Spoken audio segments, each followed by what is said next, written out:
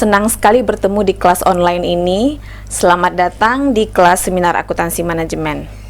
Kali ini kita akan membahas tentang artikel yang berjudul Product Profitability Causes and Effects.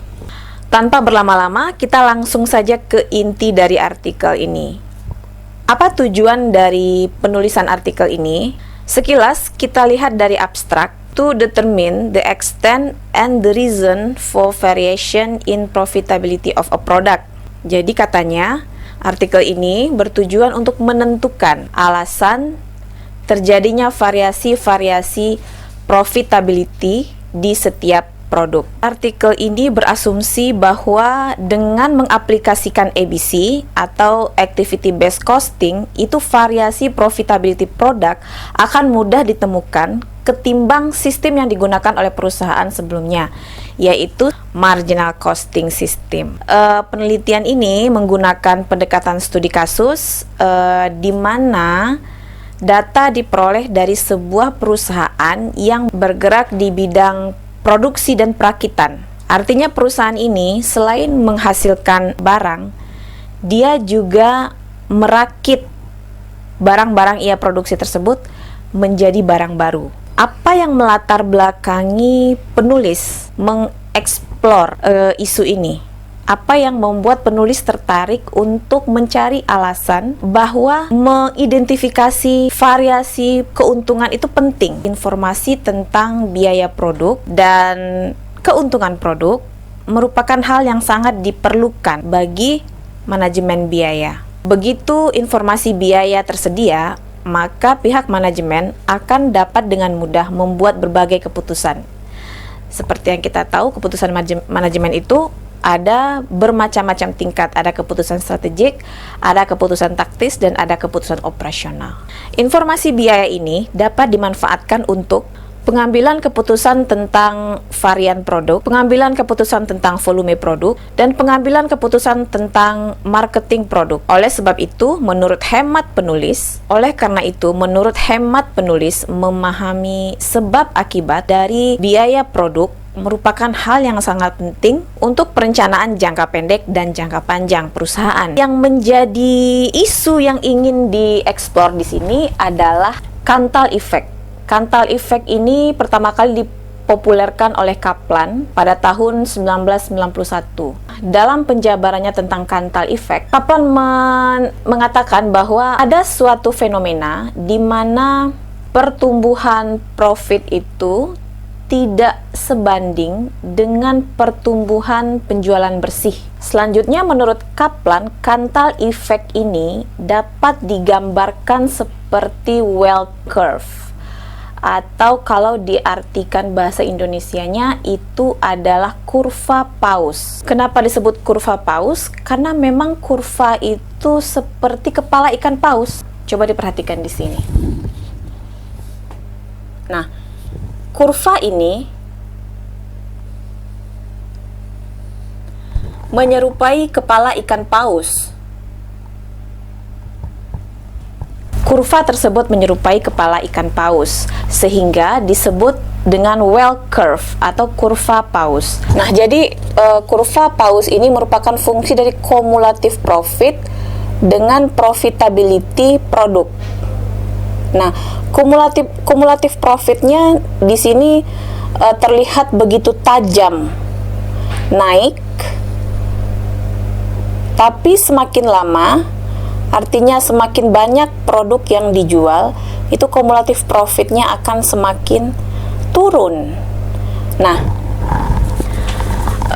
menurut Kaplan ini disebut sebagai suatu kejanggalan, sebagai suatu hal yang tidak wajar. Oleh sebab itu penting bagi perusahaan untuk men-tracing atau untuk mengetahui mengapa hal tersebut bisa terjadi.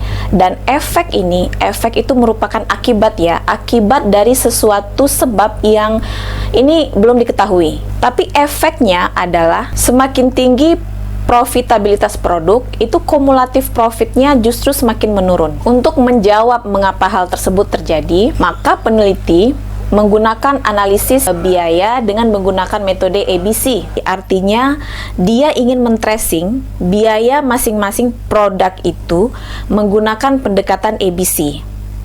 Nah, dalam artikel ini dikatakan mengapa ABC? Karena sebelumnya manajemen perusahaan menggunakan marginal costing system. Selama menggunakan marginal costing system itu, peneliti mengatakan perusahaan tidak dapat menemukan apa yang menjadi penyebab terjadinya well effect ini pada produk-produk yang mereka hasilkan, pada produk-produk yang mereka jual. Sebelum melanjutkan pembahasannya, di sini autor membantu kita dengan memperkenalkan konsep-konsep dasar biaya. Di sini autor menggunakan beberapa konsep biaya, diantaranya adalah product cost, product profitability, absolute profitability, relative profitability, product sustaining activity, dan facility sustaining activity. Product cost atau biaya produk adalah biaya untuk memproduksi dan membawa produk tersebut ke pasar. Product profitability atau keuntungan produk, profitability yang berhubungan dengan harga penjualan produk dengan biaya-biayanya. Semakin tinggi harga atau semakin rendah biaya, maka semakin baik produk profitability tersebut. Penulis juga menggunakan konsep absolute profitability. Absolute profitability di sini diartikan sebagai perbedaan absolut. Jadi kalau nanti seandainya perbedaannya ditemukan nilai minus, maka nilai absolutnya tetap menggunakan nilai plus. Nah, absolute profitability di sini disebutkan merupakan perbedaan absolut antara harga dan biaya. Relative profitability merupakan keuntungan absolut yang berhubungan dengan faktor-faktor lain. Di sini dikatakan di halaman 349 bahwa ketika biaya itu dibebankan ke produk, seseorang harus dapat memutuskan what is the correct cost driver. Apa pemicu dari biaya tersebut? Apa itu cost driver? Adalah faktor yang menyebabkan terjadinya atau yang memicu terjadinya biaya aktivitas. Dan menurut Kaplan, biaya itu sebenarnya selalu dipicu oleh aktivitas. Sehingga jika biaya muncul, berarti pasti ada aktivitas yang terjadi di sana. Tugas akuntan biaya adalah mengidentifikasi apa yang menjadi cost driver, apa yang menjadi pemicu biaya pada suatu produk. Nah, selanjutnya Kaplan juga mengatakan begini. Activity cost atau biaya aktivitas itu terjadi pada level yang berbeda, dan setiap level itu memiliki biaya aktivitas yang berbeda-beda. Nah, level-levelnya apa saja? Di sini disebutkan, yaitu level unit, kemudian di tingkat batch, kemudian di tingkat product sustaining. Nah, kalau saya memahami di sini product sustaining, biaya yang dikeluarkan untuk mempertahankan keberadaan produk tersebut. Kemudian di tingkat order atau di tingkat fasilitas.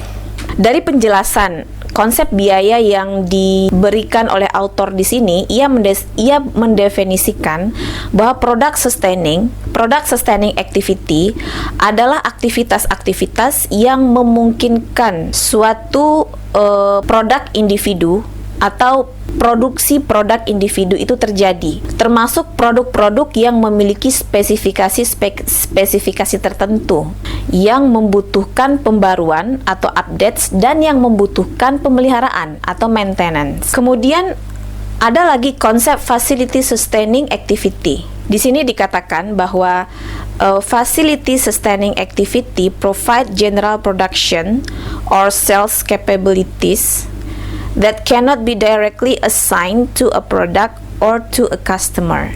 Yang artinya lebih kurang, aktivitas-aktivitas pemeliharaan fasilitas yang memberikan kemampuan terjadinya penjualan dan produksi, namun hal tersebut tidak dapat dibebankan secara langsung ke produk. Dalam studi kasus ini, peneliti menggunakan 3 langkah. Step pertama dikatakan di sini bahwa penulis atau peneliti mengidentifikasi terlebih dahulu aktivitas-aktivitas apa saja yang terjadi di perusahaan tersebut. Dan kemudian aktivitas tersebut dianalisis. Kemudian pada step kedua, berdasarkan analisis aktivitas tersebut, maka author atau peneliti mulai mendesain model ABC-nya. Kira-kira model ABC seperti apa yang cocok dengan perusahaan seperti ini? Model ABC yang didesain di sini meliputi biaya-biaya sumber daya, meliputi biaya-biaya aktivitas, dan meliputi biaya-biaya produk, serta meliputi biaya-biaya bahan baku. Dapat diulangi bahwa di sini ada 4 jenis biaya yang didesain dalam model ABC tersebut. Yang pertama biaya sumber daya, yang kedua biaya aktivitas, yang ketiga biaya produk, dan yang keempat biaya bahan baku. Langkah yang ketiga, peneliti akan melakukan studi atau mempelajari model ABC yang sudah didesain tadi. Nah, sedikit perkenalan dengan perusahaannya. Perusahaannya adalah perusahaan yang bergerak di bidang manufacture and assembly. Jadi di samping dia memproduksi barang, dia juga merakit barang yang ia produksi tersebut menjadi produk akhir. Jadi di sini nanti akan ditemukan adanya harga transfer. Bisa jadi perusahaan yang dimaksud di sini adalah perusahaan yang memproduksi spare part. Namun perusahaan itu tidak hanya memproduksi spare parts, namun perusahaan ini juga merakit spare parts yang ia buat sendiri menjadi produk akhir. Jika komponen utama ini kemudian dirakit kembali oleh perusahaan itu, maka komponen ini menempati biaya yang paling signifikan. Artinya, kalau kita beternak ayam, kita menjual ayam. Tapi selain menjual ayam, kita juga memproduksi rendang ayam. Jadi ayam merupakan komponen utama dari end product, aka rendang ayam tadi. Tanpa adanya ayam, tidak akan ada rendang ayam. Sehingga ayam yang kita jual di sini, jika kita produksi sendiri menjadi rendang ayam, ayam tersebut menempati biaya yang paling besar atau yang paling mahal dari produksi rendang ayam kita. Di sini juga dikatakan bahwa main komponen tadi didesain dengan model yang beragam dan didesain dengan ukuran yang beragam. Dalam proses assembly work atau dalam proses perakitan tadi, maka ditemukan juga adanya biaya perakitan. Di sini dikatakan bahwa the main component was not only the heart of the end product, but also the most expensive component. Jadi di sini dikatakan bahwa produk utama tadi, spare part yang ia ciptakan tadi, tidak hanya menjadi spare part kunci dari end product, tapi juga menjadi produk yang paling mahal dari biaya-biaya yang timbul di produk akhir tersebut. Nah, tapi apa yang terjadi di sini? Di sini dikatakan pada halaman 395 dikatakan over preceding 3 years, net sales and production volume of the company had been increasing. Jadi penjualan bersihnya dan volume produksinya itu meningkat dan perusahaan mendapatkan profit sekitar 5-10% dari penjualan bersih. Nah, selanjutnya di sini juga dikatakan bahwa the company had been profitable, though within the company it was not known exactly which of the product was profitable. Jadi di sini dikatakan perusahaan tersebut telah menikmati keuntungan. Hanya saja karena mereka memiliki dua macam produk, yaitu main component dan end product. Kemudian main komponen itu juga memiliki berbagai macam desain dan model, desain, model, and size, ukuran yang berbeda, model yang berbeda, dan desain yang berbeda. Sampai-sampai perusahaan tersebut tidak bisa mengenali produk mana yang paling berkontribusi dengan keuntungan yang mereka nikmati tadi. Produk mana yang paling menguntungkan dan produk mana yang tidak menguntungkan. Di sini perusahaan meyakini dalam kasus di mana perusahaan tidak dapat mengetahui produk mana yang profitable dan produk mana yang tidak profitable, dan bahkan mereka tidak mengetahui profit yang mereka nikmati itu berasal dari produk mana, secara mereka sudah mengatakan bahwa mereka memiliki berbagai model produk dan berbagai ukuran produk. sehingga sangat sulit bagi mereka untuk mengetahui produk mana yang memberikan kontribusi paling besar terhadap profit yang mereka nikmati. Nah, dalam keadaan begitu, perusahaan tetap saja berasumsi bahwa produk yang paling memberikan keuntungan itu adalah main komponen tadi. Bahkan mereka memiliki keyakinan main komponen ini justru mensubsidi produk akhir, yaitu dengan menjual murah main komponen tadi melalui proses harga transfer. Sehingga mereka meyakini jika main komponen ini tidak profitable, maka tidak mungkin dia bisa memberikan subsidi kepada bagian perakitan. Selain itu, perusahaan juga meyakini bahwa semua produknya itu profitable. Jadi, meskipun semua produknya profitable, artinya tidak ada satupun produk, baik yang memiliki desain yang berbeda maupun yang memiliki ukuran-ukuran yang berbeda, tidak ada satupun dari produk-produk itu yang merugi. Mereka meyakini produk-produk tersebut semuanya memberikan keuntungan.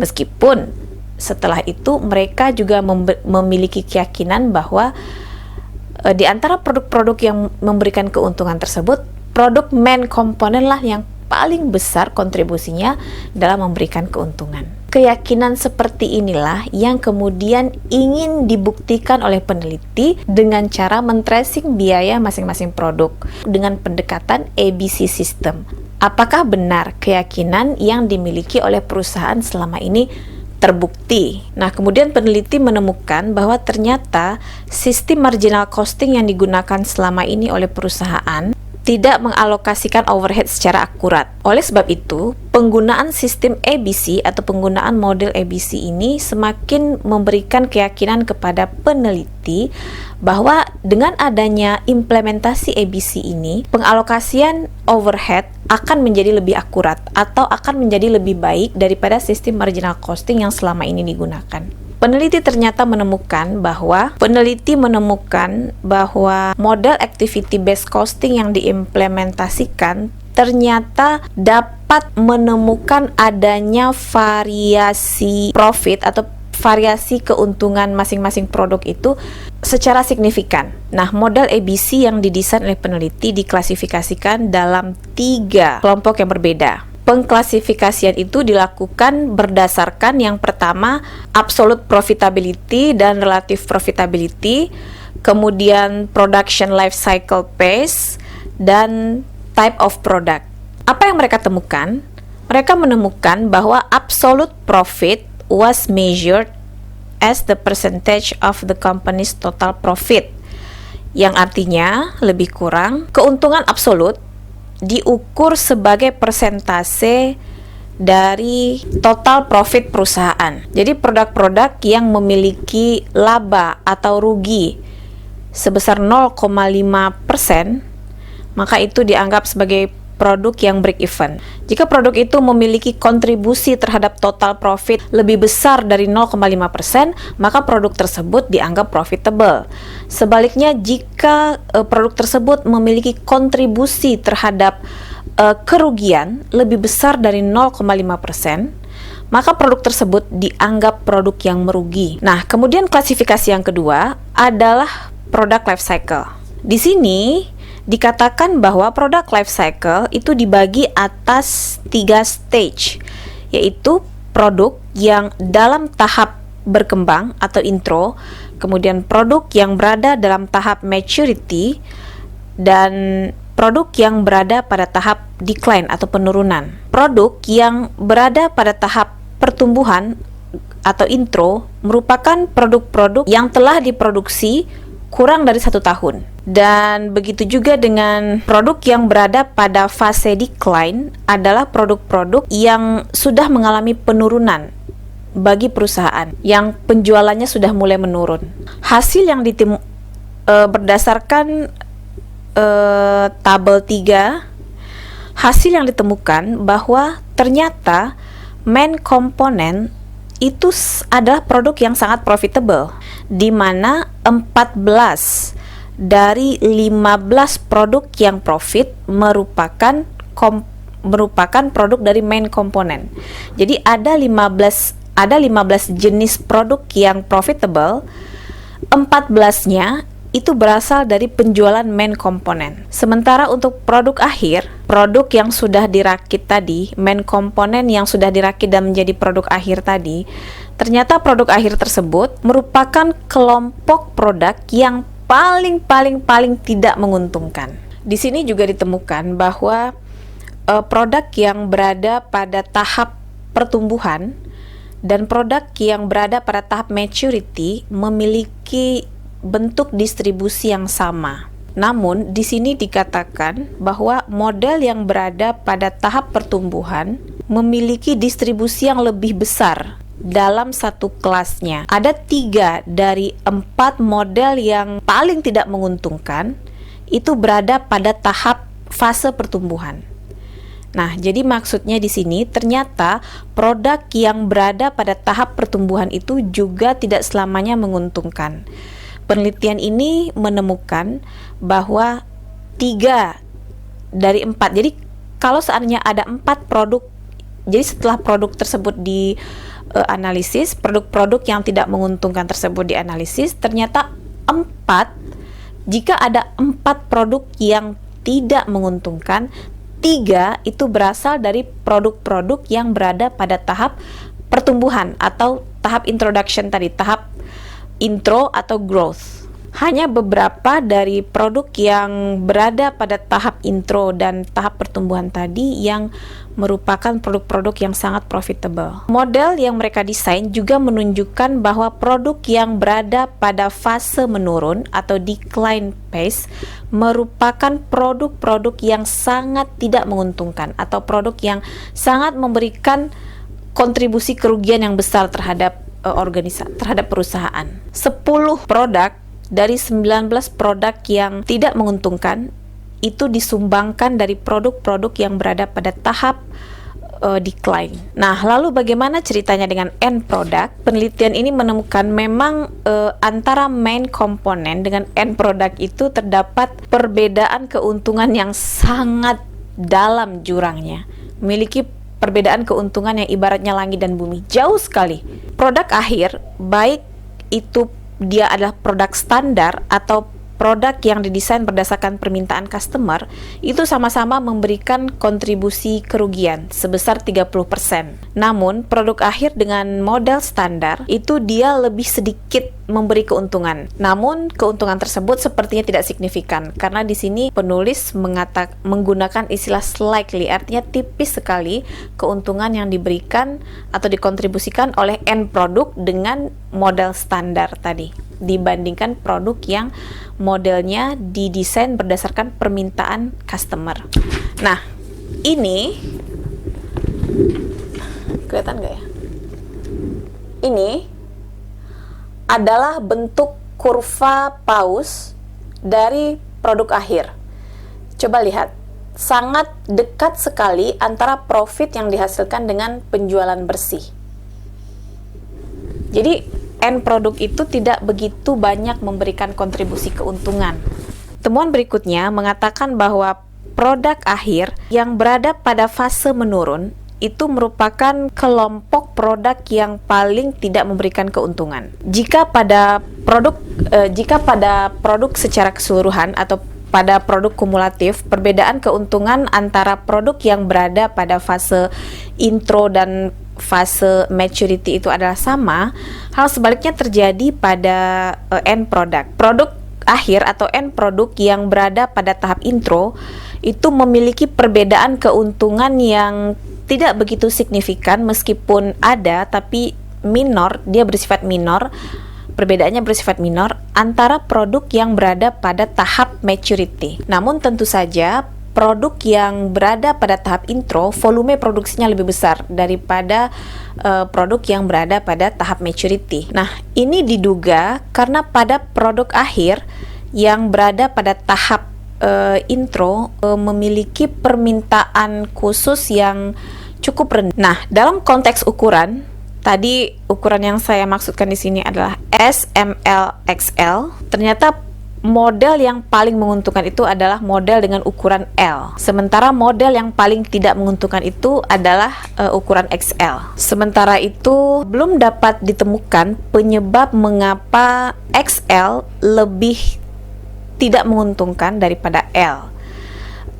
Penelitian ini pernah berusaha menduga mungkin perbedaannya terjadi pada product sustaining cost. Ternyata setelah ditelusuri, product sustaining cost atau biaya untuk mempertahankan produksi untuk tetap berlanjut ternyata tidak memberikan penjelasan yang memuaskan terhadap adanya perbedaan keuntungan antara produk dengan ukuran L dengan produk yang berukuran XL. Sehingga peneliti masuk kepada analisis struktur biaya atau cost structure. Pada analisis struktur biaya ini, investigasi terhadap biaya dilakukan secara lebih mendalam dan lebih terinci. Dari analisis terhadap struktur biaya ini ditemukan bahwa biaya material merupakan biaya yang paling tinggi. Apalagi produk akhir ini merupakan jenis produk yang membutuhkan pekerjaan perakitan. Sehingga biaya material merupakan biaya yang paling tinggi dalam perhitungan biaya kelompok end product atau produk akhir.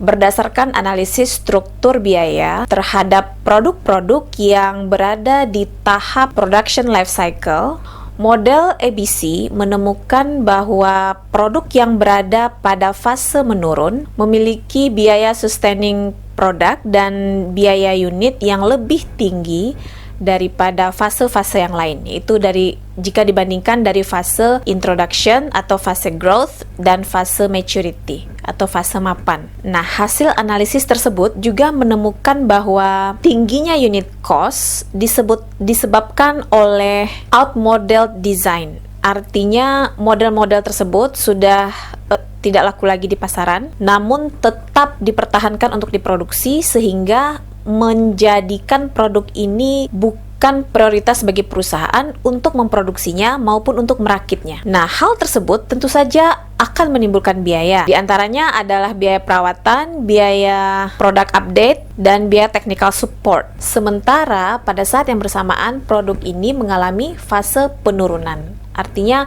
permintaan pasar terhadap produk tersebut tidak gitu banyak atau mulai memperlihatkan grafik menurun. Nah, dari penelitian ini, kesimpulan apa yang dapat diberikan oleh peneliti? Pada bagian conclusion, kita dapat menarik beberapa kesimpulan. Menurut peneliti, kesimpulan pertama yang dia berikan adalah well curve atau kurva kepala paus tadi atau Cantle effect dapat terjadi pada dua kondisi. Kondisi yang pertama, well curve akan terjadi apabila pengeluaran terhadap biaya tidak langsung dan support resource atau sumber daya pendukung itu sangat tinggi. Dan kondisi yang kedua, well curve dapat terjadi apabila ada diversity product, diversity customer, dan diversity proses yang sangat banyak. Kemudian proses yang juga beragam itu ternyata akan menimbulkan well curve atau Cantle effect tadi bagi perusahaan. Kesimpulan yang kedua, penulis mengatakan bahwa produksi main komponen merupakan produk yang paling profitable. Dalam beberapa kasus, perusahaan tidak dapat memberikan value added kepada main komponen untuk digunakan oleh produk akhir. Beberapa pakar bisnis mengatakan bahwa apabila produk setengah jadi dijual begitu saja, dia tidak akan memberikan nilai yang lebih kepada perusahaan. Namun apabila produk tersebut diberikan sedikit polesan lagi dan produk setengah jadi tersebut menjadi produk akhir, maka produk akhir tersebut akan memberikan nilai tambah kepada perusahaan. Nah, penelitian ini membuktikan bahwa pemahaman tersebut salah karena tidak selamanya produk mentah atau produk setengah jadi apabila diproses kembali akan memberikan nilai tambah kepada perusahaan. Pada contoh kasus artikel ini justru ditemukan sebaliknya, bahwa ternyata main komponen apabila dirakit kembali menjadi end product, justru end product tersebut memberikan kontribusi kerugian kepada perusahaan. Artinya apa? Artinya perusahaan lebih profit apabila mereka menjual dalam bentuk main komponen saja. Dalam analogi yang sederhana, artinya apabila saya seorang pebisnis ayam potong, maka saya akan lebih profit apabila saya menjual ayam potong ketimbang ayam potong tersebut saya olah lagi menjadi rendang ayam. Karena rendang ayam yang sudah saya klaim sebagai produk akhir tersebut ternyata memberikan saya kontribusi kerugian, bukannya keuntungan, namun kerugian. Kemudian kesimpulan yang ketiga, yaitu penulis menemukan bahwa volume produksi pada produk akhir dinyatakan sudah rendah atau menurun. Tentu saja ini berdampak kepada profitabilitas atau keuntungan. Namun, dampaknya sangat minor atau tidak signifikan. Selain itu, model juga menemukan bahwa pada fase mapan atau maturity, profitability end product akan berbeda berdasarkan ukuran, yaitu di mana produk yang paling menguntungkan adalah produk dengan ukuran M dan L. Struktur biaya untuk produk yang profitable dengan produk yang tidak profitable pada N produk ini mirip antara satu dengan yang lainnya, sehingga peneliti agak kesulitan membuat kesimpulan dari penggunaan analisis struktur biaya tersebut. Artinya, antara produk yang profitable dengan produk yang tidak profitable, itu struktur biayanya sama dan mirip, sehingga peneliti tidak dapat men-tracing apa penyebab produk yang profit dan apa yang menyebabkan suatu produk itu tidak profit. Nah, sekian saja ulasan saya tentang artikel ini, Product Profitability Causes and Effects. Sampai bertemu lagi pada perkuliahan seminar akuntansi manajemen minggu depan.